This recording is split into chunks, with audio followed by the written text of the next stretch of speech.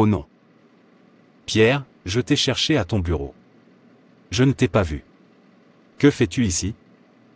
Oh non, oh non. Qu'est-ce qu'il y a? Tu n'as pas l'air content du tout.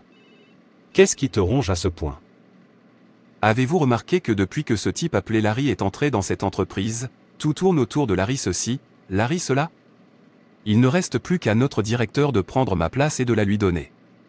Pour l'amour du Christ, j'ai travaillé dans cette entreprise pendant 2 bonnes années avant que ce type n'arrive ici, et j'étais celui qui était responsable de tout ici, et tout le monde était content. Comment se fait-il que ce type soit entré et que tout ait changé? Notre directeur ne me prend plus au sérieux, tout tourne autour de Larry. Cela commence à m'agacer, et je commence à détester ce type à tel point. Regardez-le. Il agit toujours comme s'il travaillait plus que toutes les autres personnes de cette entreprise, on ne le voit jamais discuter avec les autres, et il fait ça juste pour que notre directeur continue à le féliciter. Pierre, calme-toi. Que veux-tu dire par Peter, calme-toi? Tu ne vois pas ce que je vois? Est-ce que je suis le seul à le voir ou vous n'avez plus Dieu? Je veux juste savoir si nous gardons ce type silencieux, il prendra toute la reconnaissance de cette entreprise et nous laissera sans rien. Mais Peter, pourquoi est-il si spécial? Je vois qu'il a quelque chose de spécial. Il réussit dans tout ce qu'il fait, mieux que nous, je dois l'admettre. Regarde celui-là. Maintenant je sais pourquoi certaines personnes échouent dans la vie tandis que d'autres réussissent. Alors tu te soumets déjà à lui. Écoute, il n'a rien de spécial, il fait seulement semblant, mais très bientôt je lui dirai que je ne suis pas du genre à plaisanter. Je suis là devant lui, alors il devrait se baisser, ou je l'écraserai. Je pensais qu'il était ton ami, je vous vois toujours beaucoup parler tous les deux. Qui est l'ami? As-tu déjà vu quelqu'un qui fait de quelqu'un qui met du sable dans sa nourriture un ami? Ou essaies-tu juste de connaître mon avis? Il ne pourra jamais être mon ami, jamais. En fait, chaque fois que je souris devant lui, mon cœur brûle. C'est comme si je voulais l'étrangler, je me retiens juste. C'est bon, Peter, nous sommes toujours au bureau, retournons au travail avant que notre directeur ne commence à nous chercher. Pas de problème, je t'ai entendu. Laisse-moi juste endurer ça jusqu'à ce que l'occasion se présente. Oh non. Il pense qu'il peut venir ici et m'enlever ma bénédiction, mais cela n'arrivera pas. Il creuse simplement sa tombe, et je l'aiderai à y entrer, comme promis. Pierre, je t'ai cherché avant, où es-tu allé? Voici le diable. Je suis sorti prendre l'air, j'espère qu'il n'y a pas de problème. J'ai terminé le projet sur lequel le réalisateur nous a demandé de travailler. Je te l'ai envoyé, tu peux y jeter un œil. Tu veux dire que tu as déjà fini, tu te reposes même? Je veux dire, qu'est-ce qui te donne toute cette force que tu utilises pour faire tout ce travail? Je vous l'ai déjà dit. L'Éternel est ma force et le sujet de mes louanges, il est mon salut, il est mon Dieu, je le louerai, il est le Dieu de mon Père, je l'exalterai. Exode 15, verset 2. Si vous voulez jouir de la même force dont je jouis, faites de Jésus le pilier de votre vie, aimez tout ce qu'il aime et détestez ce qu'il déteste, alors vous l'aurez. Je sais que vous recherchez la reconnaissance, mais allez-y doucement pour ne pas vous effondrer. L'homme ne peut jamais offrir une véritable reconnaissance, la véritable reconnaissance vient de Dieu, qui a créé le ciel et la terre. C'est bon, laisse-moi me concentrer pour terminer mon. Ok, vas-y. J'entends. Il croit pouvoir me tromper, il fait une erreur car je ne suis pas du genre à tromper. Peter, as-tu fini de travailler sur le projet? Monsieur, j'ai besoin de plus de temps pour y travailler. Comment se fait-il que tu n'aies pas fini de travailler sur le projet que je t'ai donné depuis ce matin? Je suis désolé, monsieur. Qu'en est-il de Larry? En a-t-il fini avec les siens?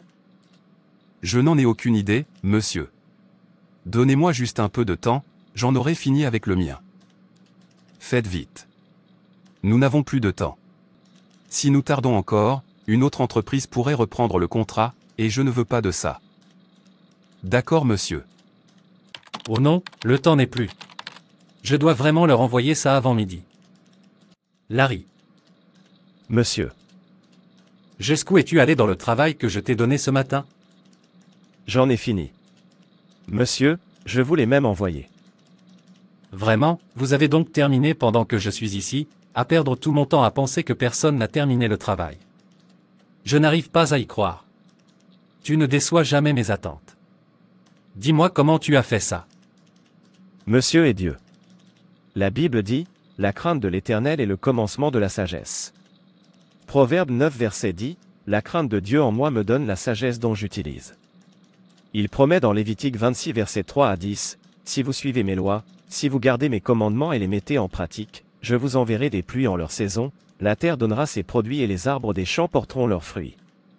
Et le battage du blé durera pour vous jusqu'à la vendange, et la vendange durera jusqu'au semail. Ainsi vous mangerez votre pain à satiété et vous habiterez en sécurité dans votre pays. Je donnerai la paix dans le pays, et vous pourrez vous coucher sans que personne ne vous fasse trembler.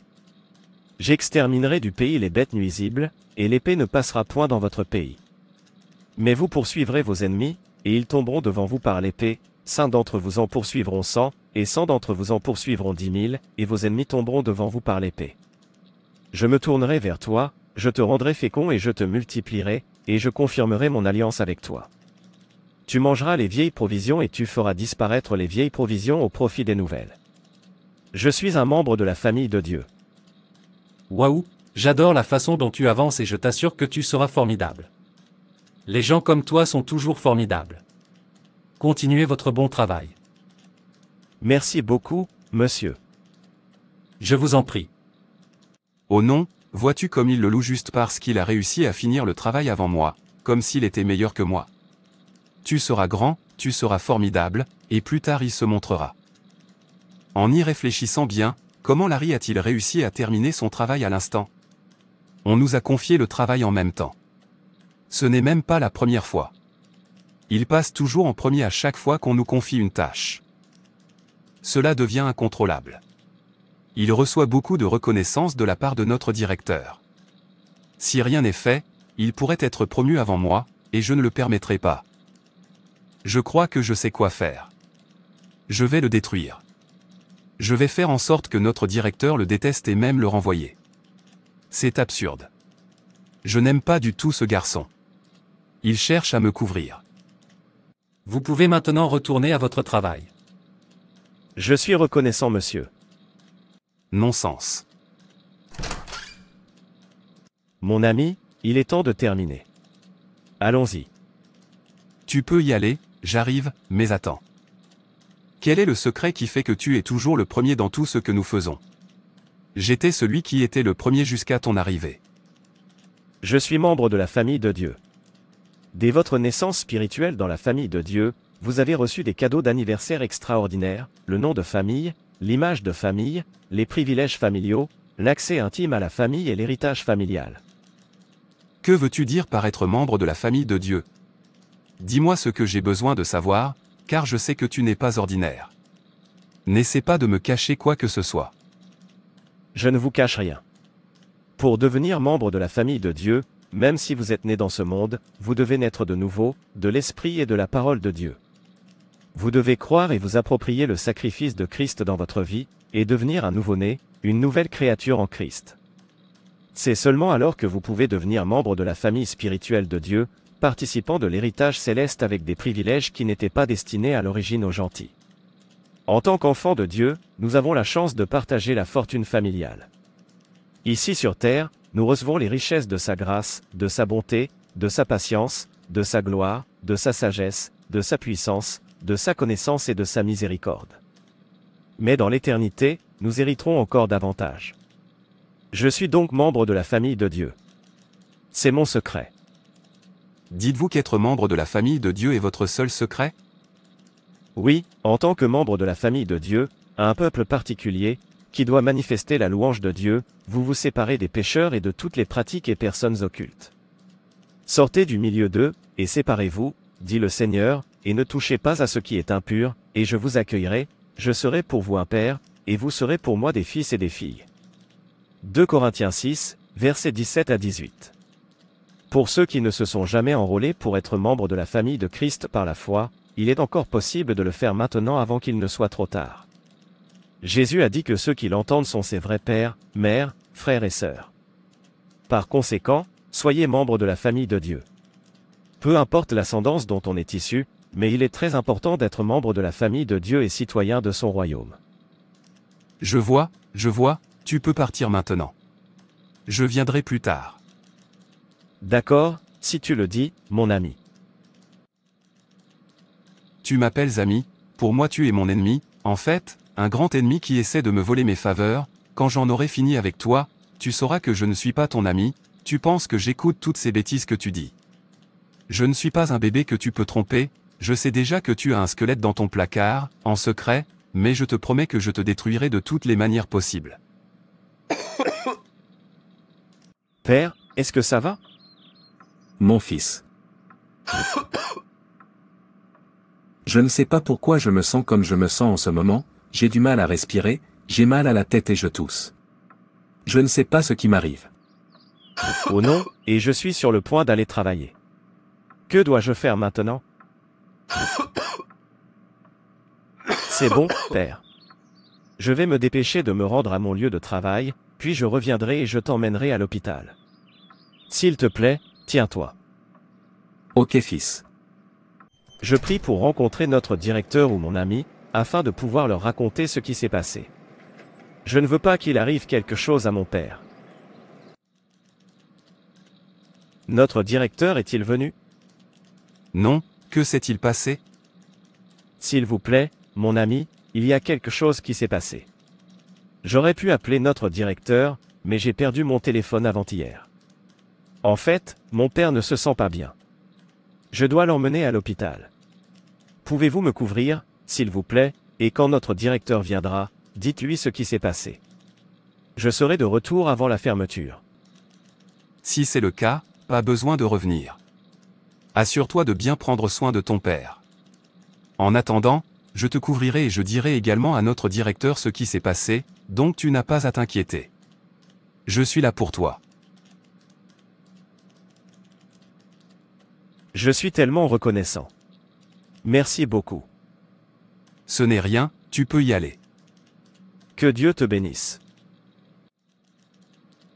Je ne te couvrirai pas seulement, je te ferai naître. Regarde-le, parfois je me demande ce qu'il pense être. Peter, où est Larry? Monsieur, il n'est pas venu travailler. Quoi, à 7 heures? Quand a-t-il commencé à venir travailler quand il le voulait? Quand a-t-il commencé à venir travailler quand il le voulait? Oui, monsieur. Oui, je vais m'occuper de lui dans son dos et continuer à faire semblant devant lui comme un ami, jusqu'à ce que notre directeur le déteste. En fait, laissez-moi aller leur rendre visite à l'hôpital. De cette façon, il se détendra davantage et se sentira libre de rester plus longtemps jusqu'à ce que notre directeur se fâche et lui donne une lettre de licenciement. Je pense que c'est ma meilleure occasion de le détruire. Il est un obstacle. Qu'il s'écarte de mon chemin tout seul, ou je l'écrase moi-même. Il a même de la chance que cela se soit passé ainsi, sinon, ce que je lui aurais fait, sa bouche ne pourrait pas le dire. Où sont-ils? Pierre, tu es là. Je suis venu te voir, comment va ton papa? Il va bien. Il avait été admis. Courage, il ira bien. Pendant ce temps, j'ai tout raconté à notre patron. Il a eu pitié et a dit que tu devrais t'assurer de bien prendre soin de ton papa. Il t'aurait appelé, mais je lui ai dit que tu avais perdu ton téléphone. Alors détends-toi et prends soin de ton papa. Assure-toi qu'il va bien avant de reprendre le travail. Je suis toujours là pour toi. Que aurais-je fait sans toi?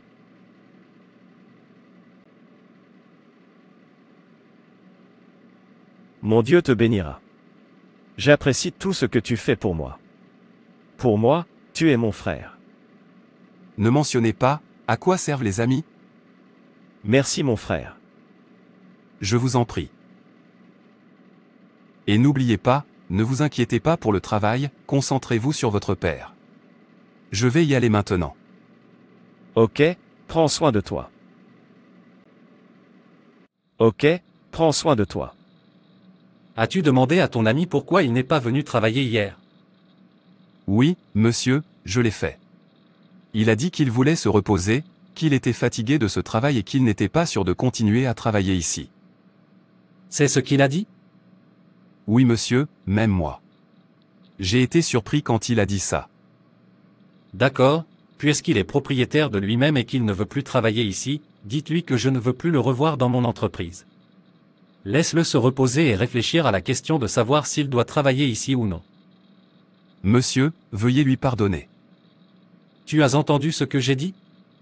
Dis-lui que je ne veux pas le voir dans mon entreprise. S'il ose venir ici, je le ferai arrêter. Dis-lui ce que je viens de te dire. Maintenant, quitte ma présence. Ok monsieur. Tu peux imaginer un garçon que j'ai pris comme mon propre fils? Même s'il veut se reposer, pourquoi ne peut-il pas me demander sa permission? Mais ce garçon est très responsable. Il ne peut pas changer du jour au lendemain, mais si c'est vrai, pourquoi ne peut-il pas m'appeler? Je le chéris comme mon propre fils et j'ai même l'intention de lui confier cette entreprise pendant que je voyage avec ma famille. Mais pourquoi va-t-il soudainement changer? Je l'admire beaucoup. Dis-moi quel est ton secret. Monsieur, Dieu est mon secret. Lorsque vous mettez Dieu en premier dans tout ce que vous faites et au-dessus de toute autre chose, il vous mettra en premier et vous honorera. Je peux voir ça. J'aimerais en savoir plus sur ce Dieu. Vous êtes le bienvenu, monsieur. Non. Je ne pense pas que ce garçon se comportera de cette façon. Même si c'est vrai, je dois découvrir pourquoi. Finalement, Peter a réussi cette fois. Cela se passe exactement comme je le veux. Je suis tellement heureuse. Ô Dieu, guéris mon père. Envoie ta guérison divine sur mon père afin que je puisse retourner au travail. Je ne veux pas que mon directeur commence à penser que je joue avec mon travail, je ne peux pas me permettre de perdre mon emploi, c'est ce que j'utilise pour prendre soin de mon père. Aide-moi, Seigneur. Fils, Père, comment te sens-tu? je vais bien. Au moins, je me sens plus forte maintenant. Je suis très heureux de l'entendre. Il est vraiment un Dieu fidèle. Il a dit qu'il ne ferait jamais honte à ceux qui lui ont fait confiance. Il a encore une fois confirmé sa parole. Mon fils, rentre chez toi et rafraîchis-toi, je vais bien. Tu as beaucoup souffert. Ok, Père, je reviens. Je suis tellement heureuse, au moins maintenant je suis sûr que je retournerai bientôt au travail. Ce n'est pas Larry? Où va-t-il? Est-il vrai qu'il a décidé d'arrêter de travailler pour moi sans même me le dire? Je dois savoir pourquoi. Larry. Larry. Mon patron. Dieu merci, je l'ai rencontré. Bon après-midi monsieur. Alors, tu es soudainement devenu mauvais du jour au lendemain. Je n'arrive pas à croire que tu sois comme ça. Monsieur, je ne comprends pas. Qu'est-ce que tu ne comprends pas? Tu t'es donné congé sans ma permission. C'est à ce point-là que tu es impoli? Monsieur, vous savez que je ne pourrais jamais faire ça. Mon père était très malade et j'aurais pu vous appeler, mais j'ai perdu mon téléphone, alors j'ai supplié mon collègue de vous prévenir en mon nom. Au moment où je vous parle, mon père est toujours à l'hôpital, et c'est de là que je viens. À qui as-tu dit de me le dire? Mon ami, Peter. Êtes-vous sérieux? Ok, prends bien soin de ton père et reprends quand il ira bien. Merci beaucoup monsieur. Je vous en prie. Qu'est-ce qui se passe? Alors Peter a eu le courage de me mentir. Je savais qu'il était très méchant et je ne pourrais jamais tolérer une mauvaise personne dans ma compagnie. Il doit partir. Est-ce que cela veut dire que mon ami n'a pas dit à notre patron ce qui s'est passé, mais qu'il a dit qu'il serait là pour moi? Et si je n'avais pas vu mon patron maintenant? Et si mon père n'était pas tombé malade? Je n'aurais pas su que Peter était mon ennemi. En effet, les choses ne sont pas ce qu'elles semblent être.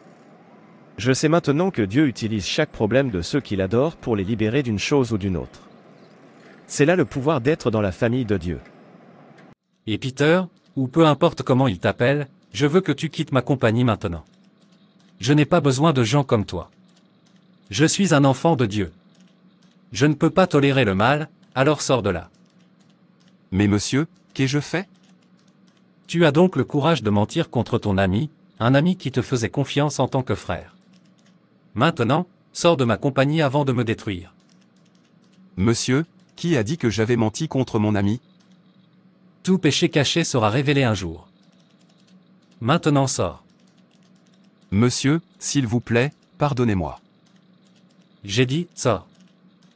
C'est donc moi qui suis détruite. Que ai-je fait? Je suis tombé dans le piège que j'ai tendu à un enfant de Dieu.